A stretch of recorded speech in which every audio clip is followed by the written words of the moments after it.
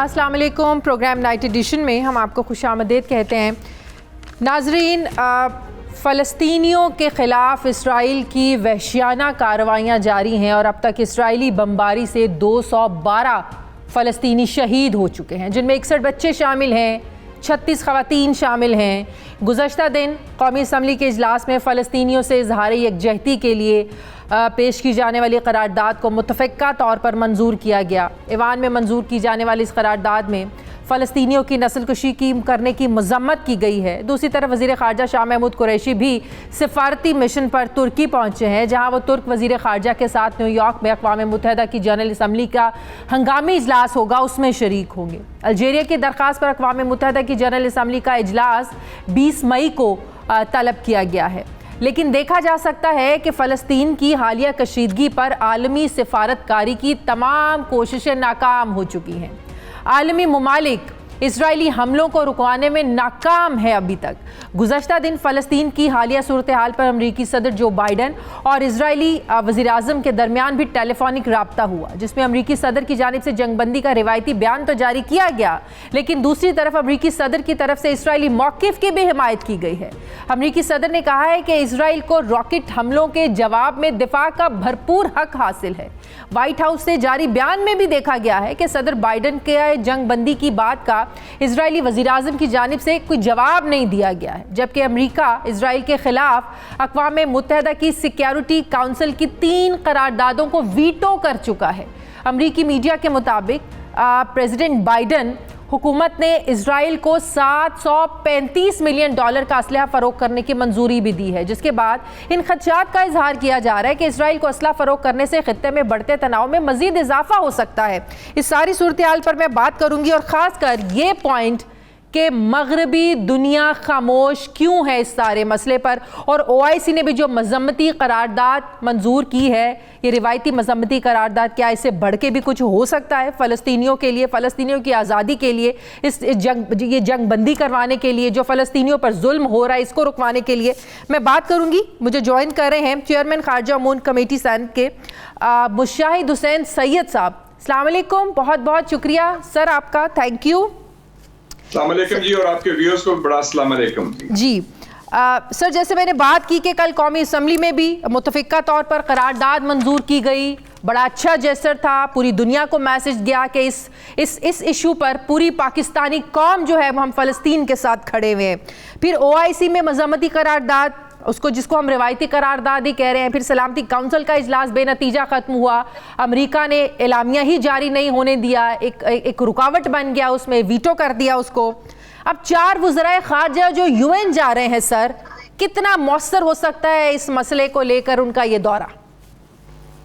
जी, मैं समझता हूँ पहले तो जो आपने बात की मगरबी दुनिया की, वो थोड़ा सा पॉइंट मैं उसको जिक्र कर दूं। मगरबी हुकूमतें जो हैं, बिलखसूस अमेरिका जैसे आपने फरमाया, उनकी पॉलिसी दौरे मेयार और मुनाफिकत की बुनियाद पर है। खास तौर पे अमेरिका आप देख लें कि वो इजराइल को हथियार भी दे रहा है और इजराइल उन हथियारों से इंसानी हकूक की पामाली कर रहा है जो अमेरिकी कवानीन की खिलाफ वर्जी है। और उन्होंने जंगी जराइम भी किए हैं, क्योंकि उन्होंने मीडिया आउटलेट्स जैसे अल जजीरा है या एसोसिएटेड प्रेस है, उन पर भी हमला किया है। उसके अलावा 79 सिविलियंस जो है उनको मारा है। तो ये एक जंगी जराइम भी है, इंसानी कानून की खिलाफ वर्जी है, अमेरिकी कानून की खिलाफ वर्जी है। सर, ये अमेरिकी सेनेटर बर्नी सैंडर्स भी तो कहते हैं ना कि हम जो है ना, जिस मुल्क को हम मिलिट्री इक्विपमेंट देते हैं, अगर वही इक्विपमेंट ह्यूमन राइट्स वायलेशन में इस्तेमाल हो तो ये अमेरिकी कानून की खिलाफ वर्जी है, जिसका मतलब है कि अमेरिका के अंदर भी ये इदराक है कि अमेरिकी कानून की खिलाफ वर्जी हो रही है। सर जी, और मैं यही कह रहा हूं कि अब अमेरिकी जो हुकूमत को छोड़ें आप, या मगरबी हुकूमत को, जो अवाम है मगरब दुनिया का, सबसे बड़ा जुलूस कहाँ निकला है? लंदन में ट्रफालगर स्क्वायर में 1 लाख लोग निकले हैं। परसों न्यूयॉर्क में 25,000 लोग निकले हैं, पेरिस, मैड्रिड, बर्लिन। तो अवामी राय आमा तो बड़ी वाज़ेह है। जहां तक हमारा ताल्लुक है, मेरे ख्याल में हमारी पॉलिसी इस वक्त सही सिमत पर है, लेकिन मोर नीड्स टू बी डन। आपने सही कहा, क्या करारदाद पास हमने भी कर दी, कल पार्लियामेंट में OIC ने भी कर दी, उसके आगे क्या कर सकते हैं? एक तो तुर्की के साथ जाना अच्छा जेस्चर है फॉरेन मिनिस्टर का, क्योंकि तुर्की में जान है, दबंग लोग हैं, दबंग लीडर है उनका रजब तैयब एर्दोगान। मेरी 2-3 तजवीज होंगी। नंबर 1 प्रायोरिटी क्या होनी चाहिए हमारी, कि जो गाजा का ब्लॉकेड है उसका खात्मा किया जाए। اور وہ کیسے خاتمہ ہو سکتا ہے؟ 2 کام کریں. ایک تو جو 5-6 ممالک مل جائیں ساتھ، پاکستان اور ترکی مل گیا ہے، فلسطین بھی اس میں شامل ہے، اس میں سعودی عربیہ، ایران، انڈونیشیا یا نائجیریا کو بھی شامل کر لیں جو بڑے بڑے امپورٹنٹ مسلمان ممالک ہیں. یہ ایک جوائنٹ لیٹر لکھیں پریزیڈنٹ بائیڈن کو اور یو این سیکرٹری جنرل کو اینٹونیو گوٹیرس کو، اور جو یو این ہائی کمشنر ہیں ہیومن رائٹس کی مشیل بشلے، تینوں کو کہ یہ ان ایکسیپٹیبل ہے اور ہم یہ بلاکیڈ توڑنے کا ارادہ رکھتے ہیں.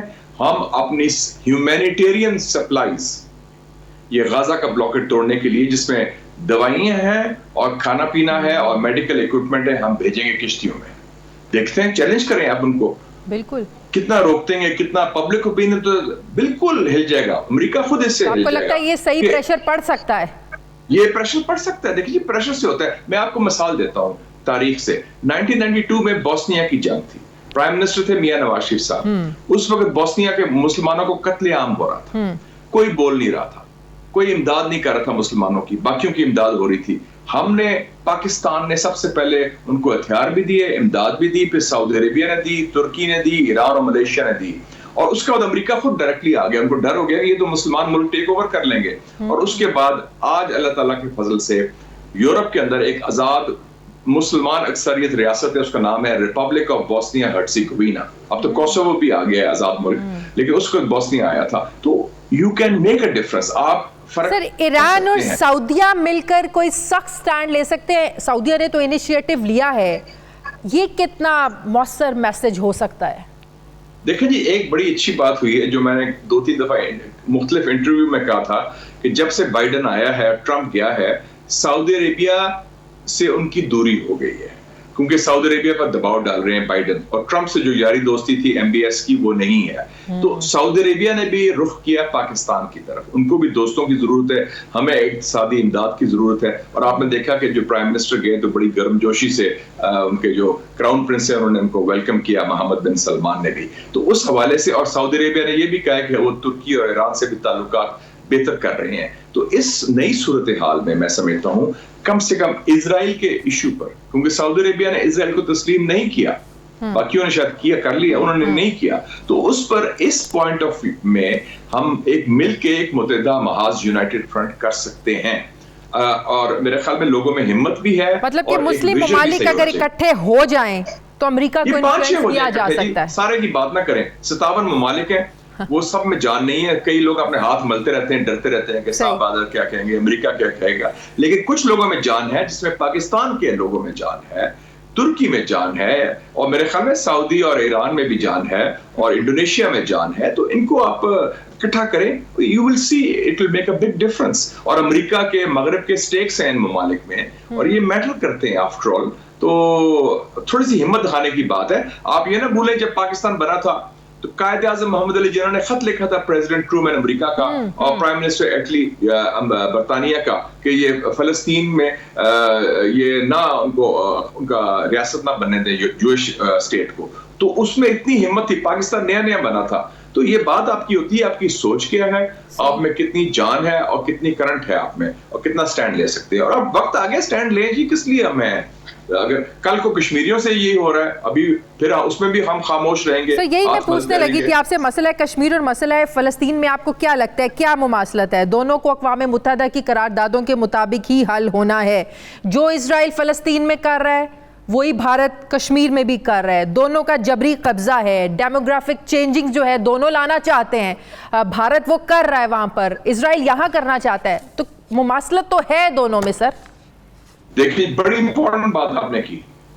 کشمیر اور فلسطین دو ایشوز ہیں جن کو قائد اعظم نے ٹیک اپ کیا تھا پاکستان بننے سے پہلے، اور دونوں کا تعلق حق خود ارادیت سے ہے، اقوام متحدہ کی قراردادوں سے ہے، ڈیموگرافک چینج سے ہے. جو اسرائیل کر رہا ہے فلسطین میں وہی ہندوستان کرنا چاہتا ہے کشمیر میں، کہ اقلیت کو اکثریت بنا دیں اور اکثریت کو اقلیت بنا دیں. اور دونوں کی پالیسی کی بنیاد ایک اور ہے، اسلام اور مسلمان دشمنی. اسرائیل نے جو کیا ہے یروشلم میں، جو ہمارا قبلہ اول ہے، وہ تو ایک بے حرمتی کی ہے. انہوں نے نمازیوں کو مارا ہے، لیلۃ القدر کی رات کو کیا ہے، اذان بند کر دی، اذان بند کرنے کی کوشش، اور اسلام کے خلاف کھل کر سامنے آیا نا. جی جی بالکل، یہ اسلام کے خلاف بھی اٹیک ہوا ہے by the way, be very clear. اور مودی یہی کام مسلمانوں کے خلاف کر رہا ہے. ہندوتوا جو سوچ ہے، تو دونوں ایک انتہا پسند فاشسٹ حکومتیں ہیں.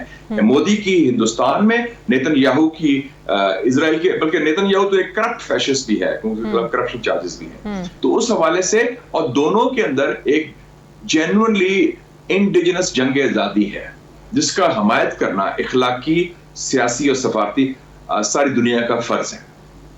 صحیح. تو آپ سمجھتے ہیں کہ اب یہ پریکٹیکلی اقدامات کرنے کا وقت ہے، اس سے بڑھ کر آگے کہ صرف مذمتی قراردادوں تک یہ مسئلہ رہے، اب پریشرائز کرنے کی ضرورت ہے؟ صرف وہ 57 ممالک اکٹھے نہ ہو، 5-6 ممالک بھی اکٹھے ہو کو بڑا اس کو انفلوئنس کر سکتے ہیں. جیسے فلسطین کا مسئلہ حل ہوگا تو پھر بہت آسان ہو جائے گا. سر آپ نہیں سمجھتے کہ کشمیر میں بھی جو بھارت کر رہا ہے اس کو بھی روکنا، تب بھی پاکستان ان ممالک کو ساتھ ملا کر بھارت کو پریشرائز کر سکتا ہے؟ دیکھیں جی، یہ ہماری زندگی کی بات ہے. 9/11 کے بعد لوگوں کا خیال تھا کہ افغانستان میں امریکہ تا حیات رہے گا اور کوئی سوال ہی پیدا نہیں ہوتا ان کی مزاحمت کرے گا کہ امریکہ واحد سپر طاقت ہے. ابھی امریکہ مار کھا کے، جوتے کھا کے، ذلیل ہو کے جا رہا ہے، بلکہ ہم ان کی مدد کر رہے ہیں کہ تھوڑی سی باعزت طریقے سے رخصت کروا دیں ان کو افغانستان سے. تو ایک سپر پاور ایک افغانستان کے سامنے وہ جھک گیا ہے. تو یہ ہندوستان ہو مقبوضہ کشمیر میں یا اسرائیل ہو مقبوضہ فلسطین میں، آپ دیکھیں کہ اسرائیل کے اندر آبادی کیا ہے اس پر 9.3 ملین ٹوٹل اسرائیل کی، اس میں سے 20% آبادی ان کی عرب مسلمان ہے. تو آپ دیکھیں اس کے اندر خانہ جنگی کی صورتحال پیدا ہو گئی ہے. ہر شہر میں گڑبڑ ہو رہی ہے، آپس میں لڑائیاں ہو رہی ہیں. اور ابھی تک جو مودی نے کام کیا ہے 5 اگست 2019 کے بعد، کتنی مزاحمت ہو رہی ہے کشمیری عوام کی. اتنا بڑا لاک ڈاؤن ہے. ہم تو ان کی مدد نہیں کر رہے، ادھر تو باڑھ لگ گئی ہے. ہم تو ان کو اخلاقی اور سیاسی اور سفارتی ان کے لیے آواز اٹھاتے ہیں. لیکن جنگ آزادی تو کشمیری عوام، خواتین، بچے، مرد خود لڑ رہے ہیں. جیسے فلسطین کے بچے، خواتین اور مرد خود جنگ لڑ رہے ہیں. تو یہ اس وقت جو عرب ممالک اسرائیل کو تسلیم کر چکے ہیں، اور ہم پہ بھی پریشر آ رہا تھا، شری مزاری صاحبہ نے بھی کہا کہ پریشر آ رہا تھا کہ آپ بھی اسرائیل کو تسلیم کر لیں. سر وہ تو اب بالکل آؤٹ آف کوسچن ہو گیا نا. لیکن جو ممالک تسلیم کر چکے ہیں اسرائیل کو احتجاجاً، انہیں نہیں اپنے سفارتی تعلقات معطل کر دینے چاہیے جب تک یہ معاملہ حل نہیں ہوتا؟ دیکھیں جی، اسرائیل کو تسلیم کرنے کا خواب اب چکنا چور ہو گیا ہے پاکستان میں. اس میں کوئی بول ہی نہیں سکتا اور سوال ہی پیدا نہیں ہوتا، نہ ہونا چاہیے. جس دن آپ نے اسرائیل کو تسلیم کیا، اس دن آپ نے کشمیر کا جو آپ کا درینہ اصولی موقف ہے اس کو آپ خیر آباد کر دیں. دونوں جو میں مماثلت ہے، اور جنہوں نے ریکگنائز کیا وہ جانے، ان کا کام جانے. ہم کیونکہ انہوں نے ریورس تو نہیں کرنے اپنے فیصلے، تو لیکن ان کو کرنے دیں. لیکن جنہوں نے نہیں کیا اور جو اپنے موقف پر قائم ہیں، کم سے کم وہ ایک عملی اقدامات ضرور لیں. ہم ان کی پرواہ نہ کریں کہ جنہوں نے کیا ہے وہ دباؤ کے تحت، مصلحت کے تحت کیا ہے. انہوں نے جو بھی ان کا تھا مسئلہ، ان کا خیال ہے کہ the road to Washington lies through Israel. Israeli lobby بڑی اسٹرانگ ہے امریکہ میں، تو اگر ہم اسرائیل کو تسلیم کر لیں گے تو امریکی خوشندی بھی حاصل کر لیں گے. یہ بھی ان کو غلط فہمی ہے. ہمارے اپنے اندر سے بھی آوازیں اٹھ رہی تھی بائی دی وے. یہ بالکل آوازیں اٹھ رہی تھی، لیکن یہ لوگ اٹھ رہے تھے وہ بڑے نادان لوگ ہیں، ان کو سمجھ نہیں ہے، یا کسی ان کے لابیسٹ ہیں، ان کو پتہ نہیں. اس سے تو پاکستان کو ایک گہرا نقصان پہنچے گا. پاکستان کے جو بنیاد ہے، ہماری جو لیجیٹیمیسی ہے ہماری کشمیر کاز کی. اور یہ نہ بھولیں کہ پاکستانیت ہو یا ہمارا جو قومی سوچ ہو، موقف ہو، ہمارے ڈی این اے میں ہے فلسطین اور کشمیر کی حمایت کرنا. 23 مارچ 1940 کو قرارداد پاکستان لاہور میں پیش کی قائد اعظم نے. اس کے ساتھ دوسری قرارداد تھی قرارداد فلسطین. بالکل یہ نہ بھولیں کہ پاکستان بننے سے پہلے یہ ہمارا موقف ہے. اس کا تعلق OIC سے یا عرب لیگ سے یا کسی عرب ممالک سے، کسی اور ملک سے نہیں ہے. ہمارا قومی موقف ہے اور قومی مفاد میں یہی بات. سر بائیڈن بھی کا بھی یہ موقف اپنانا، اور کچھ ممالک یہ موقف اپنا رہے ہیں، جو اسرائیل بھی جواز بنا رہا ہے کہ ہم اپنے سیلف ڈیفense میں ہی کر رہے ہیں. سر غزہ میں جو فلسطینی ہیں ان کے پاس تو کوئی اپنی فورس نہیں ہے، اپنی آرمی نہیں ہے، اپنی کوئی ایئر فورس نہیں ہے. سر ان کے لیے تو مسائل ہیں، لیکن امریکہ کا یہ جواز بنانا پریزیڈنٹ بائیڈن کا کہ اگر وہ اپنے دفاع کے لیے کر رہے ہیں تو ٹھیک ہے. سر یہ کیا دنیا کو کوئی پریشرائز کر رہے ہیں کہ اسرائیل کے خلاف اس حد تک نہ جایا جائے کہ اس کو بھی حق ہے اپنا ڈیفینس کرنے کا؟ دیکھیں جی، میں بائیڈن کو جانتا ہوں، میں اسٹوڈنٹ تھا جب بائیڈن صاحب سینیٹر تھے اور بڑا ینگ ہینڈسم جاندار سینیٹر تھا. یہ آیا ڈیلاویئر سے اور میں نے مذاق سے اسے کہا بھی کہ senator you giving presidential looks. یہ ابھی 30 سال پہلے کی بات ہے. بڑا ہینڈسم ینگ آدمی تھا, کیرزمیٹک. اس وقت یہ پیلسٹین کا سپورٹر تھا. اسے تقریر میں کہا, یہ واشنگٹن کی بات کر رہا ہوں, میں اسٹوڈنٹ تھا جارج ٹاؤن یونیورسٹی میں, جارج واشنگٹن یونیورسٹی میں فنکشن میں اس نے بات کی, ہماری بڑی اچھی ملاقات ہوئی. اب چونکہ ان کو معلوم ہے امریکہ میں اسرائیلی لابی بہت اسٹرانگ ہے اور لوگ مذاق سے کہتے ہیں کہ جو اسرائیلی آکوپائڈ ٹیریٹری صرف فلسطین نہیں ہے, وہ کہتے ہیں امریکن کانگریس بھی یہ مقبوضہ کانگریس ہے, یہ occupied territory of Israel lobby ہے. ان کی لابی بہت اسٹرانگ ہے. اگر آپ نے سیاست میں رہنا ہے, اگر آپ نے الیکشن جیتنا ہے, خاص طور پر صدارتی الیکشن, تو آپ کو یہ کرنا پڑے گا. آپ کو یاد ہوگا کہ صدر بش تھے, جو بش سینئر کی بات کر رہا ہوں, یہ جارج بش کا جو باپ تھا, George Herbert Walker Bush, HW Bush, 1992 میں گلف وار جیت گیا تھا. اس نے اسرائیل پر دباؤ ڈالا. یہ ستمبر 1991 کی بات کر رہا ہوں, ابھی الیکشن ہونا تھا سال کے بعد, اور جنگ جیت گیا تھا عراق کے خلاف. اس نے کہا اسرائیل کو کہ سیٹلمنٹس بند کرو, میں چاہتا ہوں صلح صفائی ہو فلسطینیوں کے ساتھ. اسرائیل نے انکار کیا, اس کے خلاف لابنگ ہوئی. اگلے سال وہ الیکشن ہار گیا اور اس نے کہا کہ یہ سبق میں نے سیکھا ہے کہ اسرائیل کی مخالفت کرو تو پھر سیاست کو آپ خیر بڈ گڈ بائے ٹو پریزیڈنشیل فارغ ہو جائے. بالکل صحیح. ایک آخری سوال سر, اب لیکن بائیڈن کا ایک دورہ معیار کھل کر سامنے آ گیا. آپ کو بھی پتہ ہے اپنی جو کیمپین کر رہے تھے تو کشمیریوں کے لیے, کشمیریوں کے مسلمانوں کے لیے بات کی, کشمیر کی انہوں نے بات کی, جس کو مسلم کمیونٹی نے, ایون کہ دنیا کے مسلمانوں نے بڑا سراہا کہ بڑا درد رکھتے ہیں کشمیر کے مسلمانوں کے لیے. لیکن جب یہاں فلسطین کے مسلمانوں کی بات آئی اور اس موقع پر بائیڈن کا ان کے ساتھ نہ کھڑے ہونا, تو یہ دوہرا معیار تو پوری دنیا کے سامنے کھل کر سامنے آ گیا کہ اگر آپ نے وہ کشمیریوں کی بات کی تھی, وہ صرف الیکشن میں مسلمانوں کا ووٹ حاصل کرنے کے لیے آپ نے بات کی تھی. میں تھوڑا سا گنجائش ابھی بھی دینے کو تیار ہوں. میں 3 سال رہا ہوں امریکہ میں, واشنگٹن ڈی سی میں اسٹوڈنٹ تھا, امریکن کانگریس میں بھی میں نے کام کیا as a research student.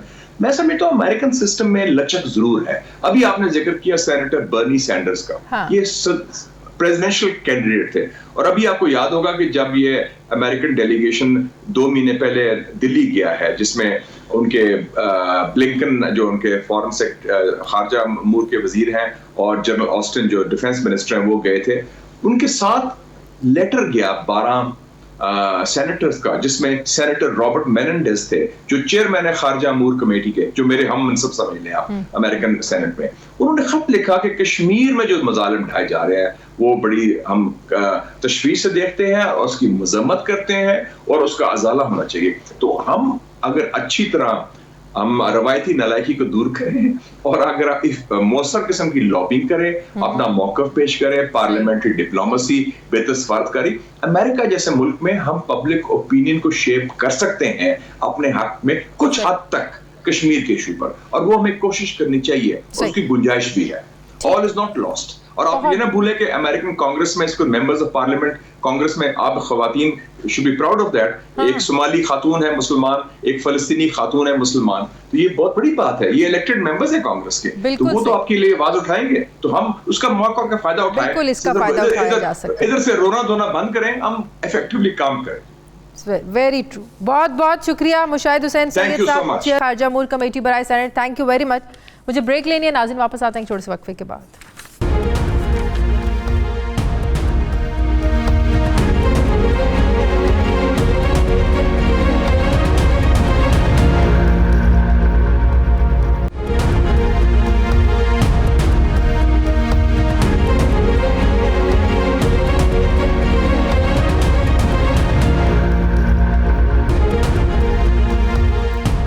Break کے بعد ایک بار پھر سے آپ کو خوش آمدید کہتے ہیں. فلسطین کی سچویشن, حالات پر ہی بات کرنے کے لیے مجھے جوائن کر رہے ہیں Nadir Ataturk, deputy head mission embassy state of فلسطین میرے ساتھ ہیں. السلام علیکم and thank you very much for joining my show. Sir, there is a very sad situation in Palestine where children are being targeted, and most regrettable is the silence of the Western world. Can you please tell me how are the people meeting their needs in such a difficult situation, difficult time? Assalamu alaikum wa rahmatullahi wa barakatuh. Thanks a lot for giving me the opportunity to be your guest today. Actually, the situation right now in Gaza, it is very bad and very sad. The people are under, all the Palestinian civilians there are under attack. No one is safe. Children, women, all people, no one is safe. Schools, buildings, homes, roads, streets, everything is under attack because Israelis don't have actually any target to attack. The only attack the civilian people. All day and night they are attacked by Israelis missiles. We have till now about more than 200 shaheed. We have about 1,500 injured people. 1,000 of houses and apartments was completely destroyed, and the other thousands was minor destroyed because Israel is using F-16s missiles, F-16s aircraft missiles, which is very strong, and it is not usually used for attack civilians and homes. That's why I think how people are meeting their needs, like food, like medicines. You know, when there is some time it is a little bit quiet and feel a little bit safe, they're going to take their things from outside. United Nations, UNRWA giving some support, Red Cross making some support for that issues. This is the situation. But it is not easy to find food during this area. But usually in our culture, because we're facing a lot of wars, in our culture, usually we keep a lot of food at home because we have a lot of emergency situation. So it is not, we keep some food for this emergency usually. Sir, apparently the Muslim Ummah seems to be one, and one has passed a resolution condemning this situation. But can this be the solution of this problem? Muslim Ummah actually, they are making what they can do. Governments, people, OIC making a decision, taking before 2 days was good. Admitted the Israelis' actions, but actually this is not enough. We need more support. We need more lobbying. We need more strong diplomacy against the Israelis' criminal actions. We need more, you know. You think practicals are needed now? Actually, I will say it in a different way, actually. That one of my friends, he's my classmate in PhD, just 2 days before he asked me about something. That if Israel is criminal actions and it is there is at least 700 resolution taken by United Nations General Assembly, 86 resolution was taken by Security Council for the case of Palestine, and Israel don't accept to make all this decision in the progress. So if they are not respecting the club which are joining it, which is international club, the United Nations is kind of international club. Why is this?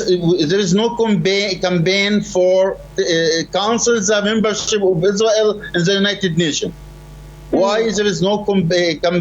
If he asked me, very honest, he told me if I'm a member in one of any club and I didn't follow the procedure and the order of that club, they will cancel my membership. This needs to be done by the Israelis too.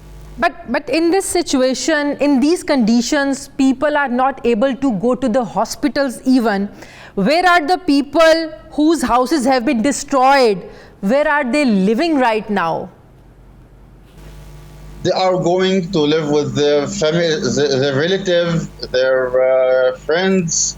Right now, the Gaza people houses are full with the humans, because who is feeling that his area is not safe, he going to live with his relative, who is his house was destroyed, he go and live with his relative. That's why we are following the order of Muhammad alayhi salatu wassalam.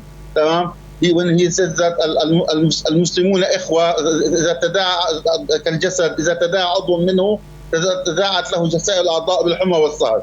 So we are united. We are support each other. We are hosting each other. Who is having extra, he giving for having less. Who he having something between his hands, he is share it with others. This is how we are. This is how we are survive and how we are stand up. Sir, we are all with you again. in this difficult time and will continue to speak up for our Palestinian brothers and sisters. Sir, Palestine is a recognized state in the United Nations. You want to send a message to this Western world? Our message to the world that we are suffering from occupation, from colonialism for about 100 years, since 1918 until now. And we deserve to become a state, independent state, to have safety, security, independence for our own people. Our people deserve to have justice, to have freedom, like other nations in the world. We need your support for that issue. We need your support for, putting United States of America under pressure to stop blindly support Israel, to make Israel feel always that it is above the law, above the international society. We need only justice, we need early freedom, but and we deserve that. Do you think the Western world is silent because of their personal economic interest? When the British give Palestine for the Jew, or for the Zionism, as a gift, free gift, they don't own it, and they give it for who is not deserve it, actually. They do that because they was make the Israelis suffer, the Jewish people suffering in European countries, and they like to. They don't love. They was not to trust the Jewish people, punish them all the time, make apartheid against them all the time. According to that, they want to take the Jew outside their own countries to other place, and they choose our homeland, Palestine, to give it for them to solve their own problems. So this is the historical and the facts what happened actually before 1948. That was the Balfour Declaration in 1917, when he promised by the name of the British government the Jew to establishing a state in Palestine, which was part that time of Osman Khilafah. But right now, the situation is changed actually. Right now, that some governments are supporting Israel on the other hand, and their own people are supporting Palestine on the other hand. And one day soon, inshallah, democracy will work, that their leaders will see that their voice is not the voice of their own. Once again, I would like to say, we are with you. We start with Palestine, and one day, inshallah, Palestine will be liberated, inshallah. Soon, very soon, in the coming day, inshallah, months or years, we will be together in Masjid Aqsa. All Muslim Ummah going to be joining us there in a free and independent Palestine, in a free Masjid Aqsa. You deserve to be there with us, and inshallah we will be there. Palestine Zindabad, Pakistan Zindabad. Hand by hand, Palestine will be free, inshallah. Thank you very much for joining my show. Nadir Ataturk साहब, Deputy Head Mission, Embassy State of Palestine मेरे साथ थे. बहुत शुक्रिया आपका, thank you. नाज़रीन, मुझे programme में एक ब्रेक लेनी है, वापस आते हैं एक छोटे से वक्फे के बाद.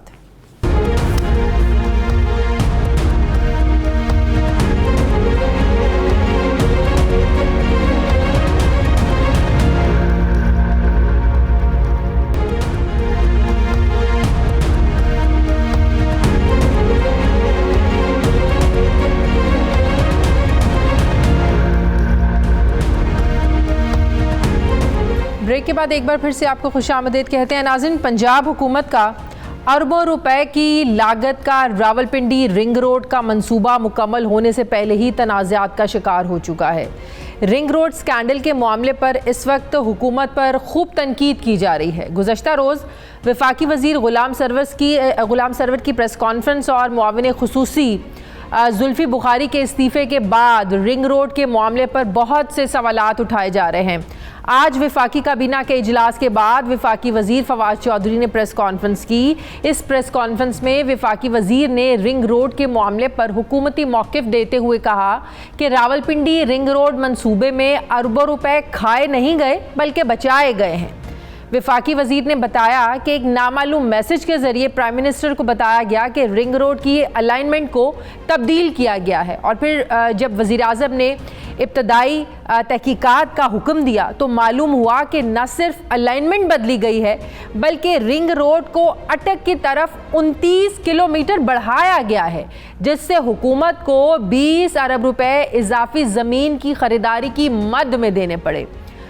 وفاقی وزیر فواز چودھری نے بتایا کہ وزیر اعظم کے حکم پر کی جانے والی ابتدائی انویسٹیگیشن میں کسی حکومتی وزیر اور مشیر کا نام نہیں ہے، جبکہ وزیر اعظم وزیر اعلیٰ پنجاب کو حکم دے چکے ہیں کہ وہ اس سارے معاملے پر اس کو انویسٹیگیٹ کریں، اس پر تحقیقات کریں۔ آج وفاقی کابینہ کے اجلاس میں جہاں بڑے اہم فیصلے ہوئے، وہیں ذرائع کے مطابق رنگ روڈ سکینڈل پر بھی بات ہوئی۔ ذرائع یہ بتاتے ہیں کہ وفاقی کابینہ کے اجلاس میں وزیر اعظم اور وفاقی وزیر غلام سرور کے درمیان بھی اس معاملے پر مکالمہ ہوا، بات چیت ہوئی۔ وزیر اعظم نے وفاقی وزیر غلام سرور کو کہا کہ انہوں نے رنگ روڈ کے معاملے پر پریس کانفرنس کر کے ٹھیک نہیں کیا، جبکہ وفاقی وزیر غلام سرور نے وزیر اعظم کے سامنے پنجاب حکومت کے رنگ روڈ انکوائری کے لیے جاری کردہ جو TORs ہیں جن پر ساری انویسٹیگیشن ہونی ہے اس پر غلام سرور نے اعتراض اٹھایا اور یہ کہا کہ پنجاب حکومت جو ہے وہ ان کے خلاف سازش کر رہی ہے۔ ذرائع کے مطابق اس پر وزیر اعظم نے وفاقی وزیر غلام سرور کو تسلی دی اور کہا کہ آپ کا نام فیکٹ فائنڈنگ رپورٹ میں نہیں ہے، لہٰذا ریلیکس رہیں۔ رنگ روڈ کے معاملے پر چیئرمین نیب نے بھی نوٹس لیا ہے اور نیب راولپنڈی کو انویسٹیگیٹ کرنے کا حکم دیا ہے، جبکہ پنجاب حکومت نے راولپنڈی رنگ روڈ سکینڈل کی فیکٹ فائنڈنگ رپورٹ کے بعد اب اس کی تحقیقات DG اینٹی کرپشن کو سونپ دی ہے۔ وزیر اعلیٰ کو بھیجے گئے فیکٹ فائنڈنگ رپورٹ میں یہ بتایا گیا ہے کہ رنگ روڈ کے 2017 میں منظور شدہ نقشے یا الائنمنٹ میں تبدیلی کے ذریعے کچھ ہاؤسنگ سوسائٹیز اور بااثر شخصیات کو فائدہ اس میں پہنچایا گیا تھا۔ فیکٹ فائنڈنگ رپورٹ کے مطابق کمشنر راولپنڈی محمد محمود اور لینڈ ایکوزیشن کلیکٹر وسیم علی تابش نے اراضی حاصل کرنے کے لیے بہت ہی غلط طریقہ کار اپنایا۔ بااثر شخصیات کو فائدہ پہنچانے کے لیے اٹک میں 2 ارب سے زائد کی زمینیں مارکیٹ سے زائد قیمت پر خریدی گئیں، جبکہ راولپنڈی میں 37 کروڑ کی زمینیں مارکیٹ سے کم قیمت پر خریدی گئیں۔ فیکٹ فائنڈنگ رپورٹ میں شہباز شریف کے سابق پرنسپل سیکرٹری توقیر شاہ کا بھی ذکر کیا گیا ہے اور یہ کہا گیا ہے کہ توقیر شاہ اور نیسپاک کے چند افسران بھی رنگ روڈ میں بے ضابطگیوں کے ذمہ دار تھے۔ وزیر اعلیٰ کو پیش کی جانے والی اس انکوائری رپورٹ میں یہ بھی سفارش کی گئی ہے کہ ملوث افسران اور جو ہاؤسنگ سوسائٹیز ہیں ان کے خلاف نیب اور FIA کے ذریعے سارے معاملے کو انویسٹیگیٹ کروایا جائے۔ اب اس وقت اپوزیشن جماعتوں نے پنجاب حکومت کی فیکٹ فائنڈنگ رپورٹ کو ریجیکٹ کر دیا ہے، مسترد کر رہے ہیں، اور مسلم لیگ نون یہ مطالبہ کر رہی ہے کہ وزیر اعظم اس سارے معاملے کے ذمہ دار ہیں، وزیر اعظم کو بھی اس سارے معاملے پر استعفیٰ دینا چاہیے۔ وہ کہہ رہے ہیں وزیر اعلیٰ کو بھی سارے معاملے پر استعفیٰ دینا چاہیے، لیکن فواد چودھری صاحب کہتے ہیں کہ وزیر اعظم کو تو ایک میسج کے ذریعے پتہ چلا کہ یہ ساری جو ہے نا وہ گڑبڑ ہو رہی ہے، کچھ خاص لوگوں کو فائدہ پہنچانے کی کوشش کی جا رہی ہے، یہ بہت بڑا سکینڈل ہے، اس پر انویسٹیگیٹ کیا جائے۔ اس میسج کے بعد پرائم منسٹر صاحب نے اس سارے معاملے کو انویسٹیگیٹ کروانے کا حکم دیا، لیکن اپوزیشن یہ سب ماننے کو تیار نہیں ہے۔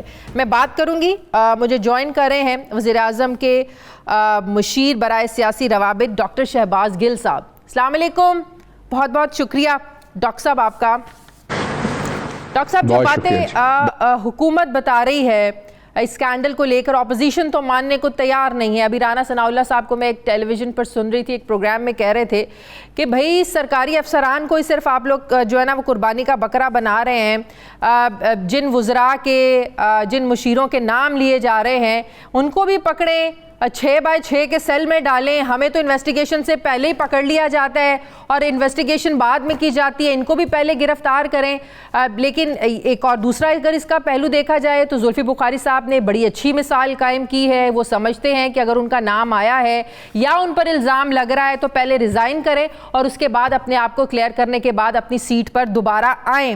آپ کو لگتا ہے کہ یہ اسکینڈل حکومت کے لیے کہیں نہ کہیں شرمندگی کا باعث بن سکتا ہے, خطرناک ثابت ہو سکتا ہے, جس طریقے سے اپوزیشن بھی اب پریشرائز کرنے کی کوشش کر رہی ہے؟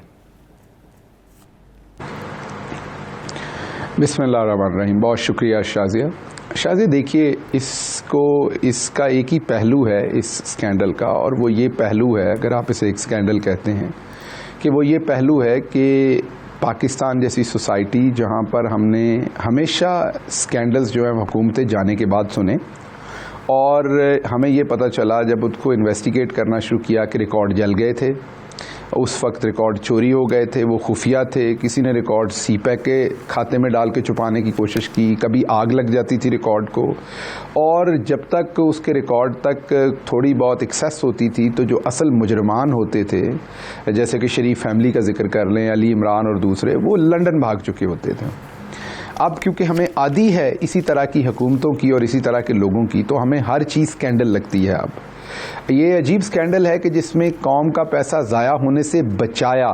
میں دوبارہ ریپیٹ کر رہا ہوں, پچھلی حکومتوں پہ مسئلہ یہ کہ انہوں نے قوم کا پیسہ ضائع کیا, وہ بے شک اورنج ٹرین ہو, بے شک دوسرے منصوبے ہوں کہ 1 کلومیٹر 1 پیسوں میں بنا, دوسرا دوسرے میں بنا, ٹھیکے ایوارڈ ہوئے, لوگوں کو عیاشیاں کروائی گئیں.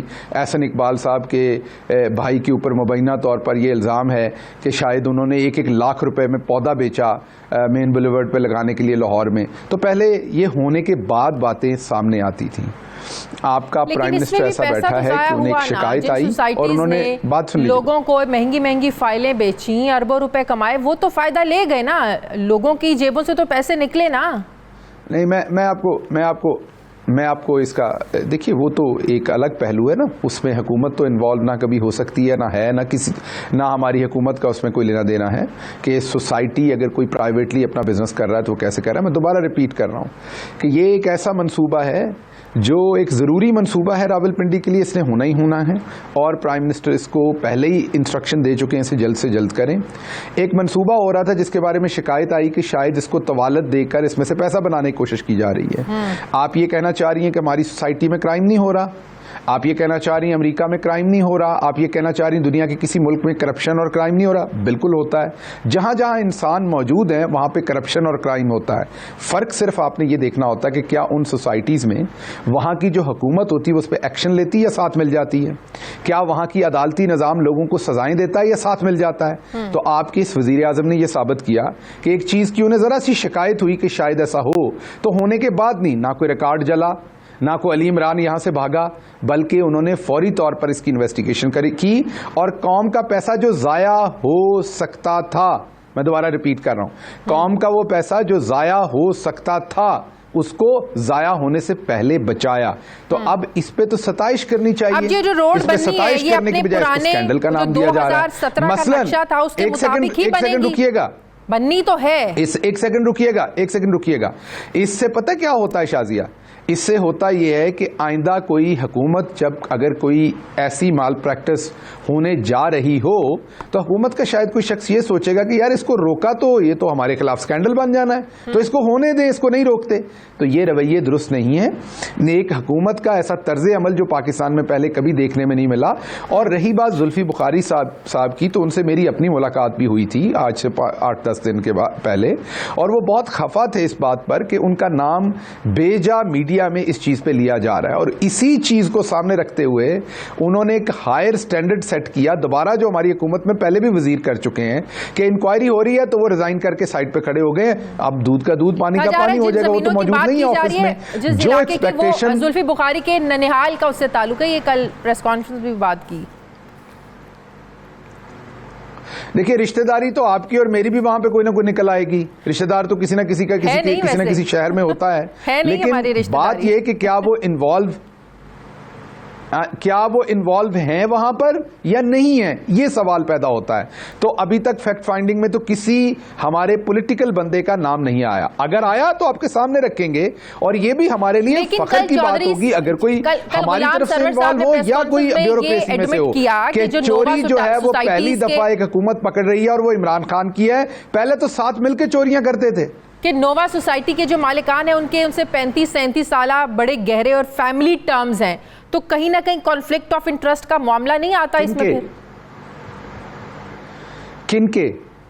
غلام سرور صاحب کے جو نووا سوسائٹی کے مالکان کا نام لیا جا رہا ہے نا، دیکھیے انہوں نے کہا ہے کہ میرے ان کے ساتھ ذاتی تعلقات ہیں، فیملی بہت ٹرمز سارے ہیں. دوست کر رہے آپ ایک چیز جو بہت سارے دوست انڈرسٹینڈ نہیں کر رہے، جیسے چودھری نثار کے حلقے کے اندر سے موٹر وے گزری تھی اور آج تک یہ کہا جاتا ہے کہ موٹر وے کا 100 کلومیٹر زیادہ اس لیے ڈالا گیا کہ وہ نثار صاحب کے حلقے کے اندر سے گزارنی تھی. اب مجھے نہیں پتا یہ درست ہے کہ نہیں ہے، کیونکہ ان کے حلقے کے اندر سے گزری تھی تو ان کو مورد الزام ٹھہرا دیا جاتا ہے. لیکن آپ مجھے یہ بتائیے کہ اب چودھری سرور صاحب کہیں اپنا حلقہ اٹھا کے لے جائیں وہاں سے کسی طرف، کیا ان کے جو ووٹر سپورٹر وہاں پہ ہیں جو ان سے ان کے تعلقات ہیں ان کو کہیں اور شفٹ کر دیں کیونکہ وہاں سے رنگ روڈ نے گزرنا ہے؟ آپ کو پہلے بھی بتایا کہ ان کی سارے حلقے میں سے گزرتی ہے. نارمل بات ہے کہ وہ جہاں پہ حلقے میں سے گزرتی ہے تو وہاں جو سوسائٹیز ہوں گی، زمینیں ہوں گی، پیٹرول پمپس ہوں گے یا کوئی بھی چیز ہوگی، زرعی زمین ہوگی، کاشتکار ہوں گے، ان سے ان کا بھی اور نثار علی خان کا بھی ریلیشن شپ ہوگا کیونکہ دونوں وہاں سے الیکشن لڑتے ہیں. رپورٹ میں سامنے آ جائے گا اگر سرور صاحب کا قصور ہوا تو جو ہم دوسروں کے لیے پیمانہ رکھتے ہیں ان کے لیے بھی وہی پیمانہ ہوگا. ابھی تک نہ سرور صاحب کا نام ہے نہ زلفی بخاری کا نام ہے. آپ کو نہیں لگتا سرور صاحب کو بھی یہ مثال قائم کرنی چاہیے تھی، انہیں بھی ریزائن کرنا چاہیے تھا، اور جب تک تحقیقات مکمل نہیں ہو جاتی، وہ بری ذمہ نہیں اس میں قرار پاتے، تب تک دے دیتے ریزائن. کسی انکوائری رپورٹ میں نہیں آیا. میں نے آپ کو پہلے جب میں نے بات کی آپ کو تو آپ کو میں نے یہ ایک بات بتائی کہ زلفی خفا تھے، تو میرے سے اگر زلفی پوچھتے تو انہیں میرے خیال میں ابھی ریزائن نہیں کرنا چاہیے تھا. اگر ان کا کسی انیشل انکوائری میں نام آتا پھر وہ ضرور کرتے، لیکن ان کا کہیں نام نہیں تھا. میرے خیال میں وہ ایموشنل ہو کے ایک شخص جب سب کچھ چھوڑ کے پاکستان آیا ہو اور اس پہ ایسا الزام لگے جو کام اس نے نہ کیا ہو تو ایموشنل ہو کے انہوں نے ایک ڈیسیجن لیا. اپوزیشن تو وزیر اعظم کے استعفے کا بھی مطالبہ کر رہی ہے. لیکن میں دوبارہ ریپیٹ کرتا ہوں، اس سارے انٹرویو میں ایک چیز مسنگ ہے اور وہ مسنگ ہے حکومت کی ستائش کے ایک ایسا وزیر اعظم بیٹھا ہے. نارملی پاکستان میں وزیر اعظم اور وزیر اعلیٰ مل کے لوٹتے تھے ایسے پروجیکٹس کے اندر. ایک پہلا وزیر اعظم ہے جو اپنی حکومت میں بیٹھے ہوئے ایک منصوبے کا اسے پتہ چلتا ہے تو اسے انویسٹیگیٹ کرواتا ہے، اس میں جو عل ہے اسے پکڑتا ہے اور اسے کہتا ہے اس کو درست کریں.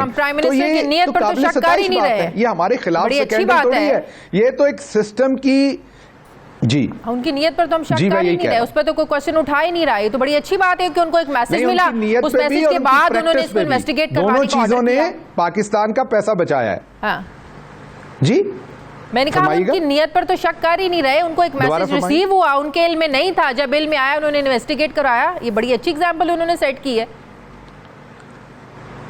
ہمیشہ، ابھی نہیں جی، ہمیشہ وہ یہ کرتے ہیں جیسے ہی ان کے علم میں. اگر اب آپ یہ بھی تو دیکھیے نا شازیہ کہ 70 سال میں آپ کا کیا بیوروکریسی، اب ہم گھر سے تو نہیں لے کے آئے ساری کی ساری. کیا آپ کی جو ساری پبلک ہے آج بھی اگر تھانے میں ایک پرچہ غلط ہوتا ہے اور ایک صحیح ہوتا ہے تو جو غلط دینے والا وہ بھی تو ہماری عوام میں سے ہے نا. آج بھی جب ایک FIR کٹوائی جاتی ہے تو ایک پارٹی پرسو کر رہی ہوتی ہے، رشوت دینے کی بھی کوشش کر رہی ہوتی ہے غلط کام کروانے کے لیے. تو صرف حکومتیں جو صحیح اور غلط کی جو فائٹ ہوتی ہے اس میں صرف حکومتیں اکیلی نہیں لڑتی، پوری سوسائٹی نے لڑنا ہوتا ہے ساتھ. تو مجھے کیا بتائیے کہ یہ کیا کسی سوسائٹی میں ہو سکتا ہے کہ وہاں کرائم نہ ہو؟ امریکہ میں بھی ہوتا ہے، ہر جگہ جہاں جہاں انسان ہونے ہیں کرائم تو ہونا ہے. اللہ کرے کہ کم ہو کرائم، لیکن کرائم تو ہوتا ہے. قتل بھی ہوتے ہیں، چوریاں بھی ہوتی ہیں، آپ کے سامنے فراڈ بھی ہوتا ہے، پوری دنیا میں ہوتے ہیں. نہیں ہونے چاہیے میں یہ کہہ رہا ہوں، لیکن ہوتے ہیں بدقسمتی سے. حکومت وقت کا ٹیسٹ یہ ہوتا ہے کہ جب کوئی چیز خراب ہو رہی ہو تو کیا کوئی علی عمران ساتھ مل جاتا ہے کہ مینو دیو جی میرا بھی حصہ.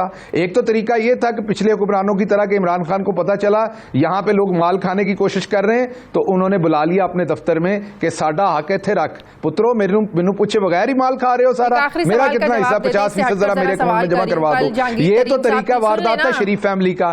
ہم نے وہ نہیں کیا، ہم نے بلکہ پیسہ بچایا. آواز آ رہی ہے؟